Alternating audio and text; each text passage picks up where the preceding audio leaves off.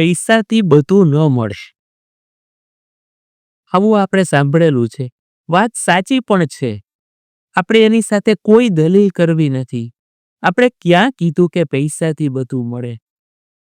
આપણે કોઈ જગ્યાએ ખરીદી કરવા જઈએ, ત્યાં જઈને આપણે કહીએ ઢોકળા આપો, ઈદડા આપો, સેન્ડવીચ આપો અને સમોસા આપો.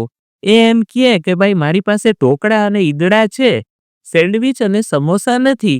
તો આપણે શું કરીએ? બીજી દુકાન ઉપર જઈએ અને ત્યાંથી સેન્ડવીચ અને સમોસા લઈ લઈએ.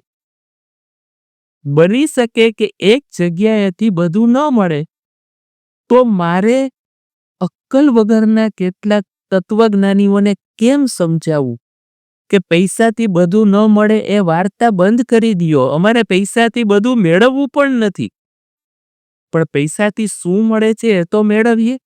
અમને ખબર છે કે પૈસાથી ગાડી મળી શકે છે, પૈસાથી બંગલો મળી શકે છે, પૈસાથી સારી શાળા મળી શકે છે, પૈસાથી હું એક ડ્રેસ ખરીદી કરી શકું છું, પૈસાથી હું મૂવી જોવા જઈ શકું છું, પૈસાથી હું વિદેશ ફરવા જઈ શકું છું. તો હું પૈસાનો ઉપયોગ ત્યાં કરીશ. હવે તમારો પ્રશ્ન શું છે કે પૈસાથી સુખ નથી મળતું, તો સુખ અમે બીજેથી મેળવી લેશું. ભાઈ, તમે એની શું કામ ચિંતા કરો છો?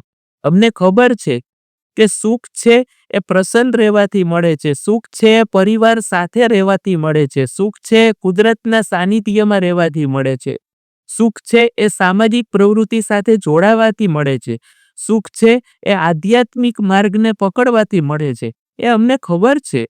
સુખ અમે એ જગ્યાએથી મેળવી લેશું, પૈસા અમે આ જગ્યાએથી મેળવી લેશું. એટલે એવી વાહિયાત કરવાની પણ જરૂર નથી અને એવું વિચારવાની પણ જરૂર નથી કે પૈસાથી બધું નથી મળતું. તો ક્યાં પૈસાથી બધું મેળવવું છે? જ્યાંથી જે મળે છે ત્યાંથી એ મેળવી લેશું, પણ પૈસા તો મેળવવા પડશે જ.